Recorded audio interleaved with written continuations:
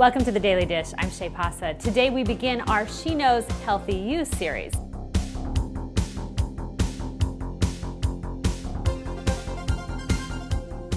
We women are known for putting ourselves last on our to-do list. But in order to take care of all the people we love, we have to stay healthy. And in order to do that, we need to get the very best in healthcare. So how do you know what doctor to pick? And when you do select the doctor, how do you know you're getting the best care? I spoke to author Wendy Lipton-Dibner, a healthcare consultant and founder of MyDoctorStory.com. She says that with a few key tips, you can get the very best in healthcare. The first thing is you've got to choose the right doctor, because what I find is that when women don't like their doctors, or they're not comfortable with their doctors, they don't feel like they can be vulnerable with their doctors, they're not going to go. So to find the right doctor, you've first got to know who you are. So if you're the kind of person who likes to build a relationship, who wants to be connected, who can talk to her girlfriends and really likes that feedback, you're going to want that kind of doctor. So call up and ask to speak to the office manager and say, I want to ask you about your doctor. Is he or she a people person or a task person? And they'll know immediately what to say. So they say, you know, Dr. So-and-so, he's great with people, or, you know, she's very much to the point. She just goes in and out. You'll know immediately and you'll know what to do. But if they don't tell you and you go there and you're uncomfortable, don't feel like you have to stay there just because that's the first person on your insurance list. You've got to trust yourself to say, you know, this person's not right for me, and go. So now that you've left Dr. Wrong and found Dr. Right, where do you go from there? Wendy says it's all about orchestrating your appointments. So in today's healthcare market, what's happening is most doctors are trying to cram in 80 to 100 patients a day. Yeah.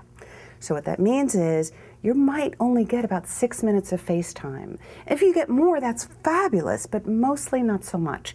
So what you want to do is plan it the same way you might plan your kid's birthday party. What do you want to start with? What do you want to do in the middle? How do you want it to turn out at the end? For a doctor's appointment, that means, what do you want to make sure gets talked about?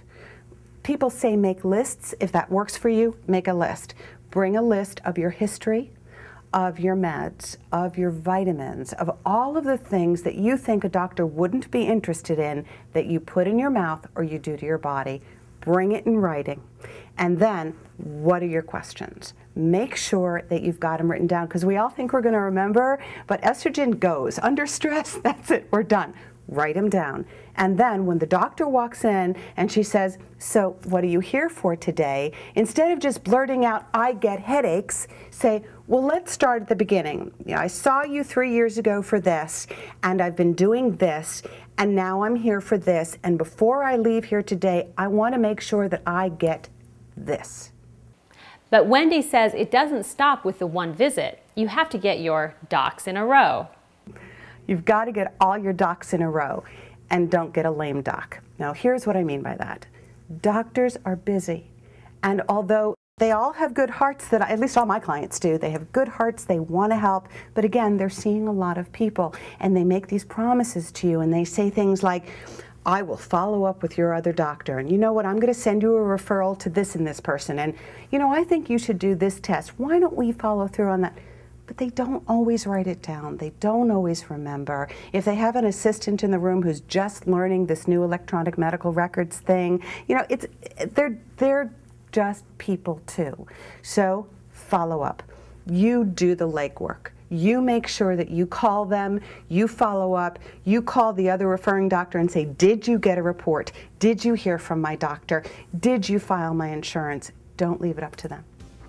We'll have more from Wendy on how to get the most out of your healthcare dollars in our next She Knows Healthy You. And of course, you can always find the best tips and ideas to make the most of your life right here on SheKnows.com. Thanks for sharing part of your day with us. We sure appreciate it. I'm Shay Pausa. I'll see you next time. You've been watching She Knows TV. For more She Knows Daily Dish, go to SheKnows.com.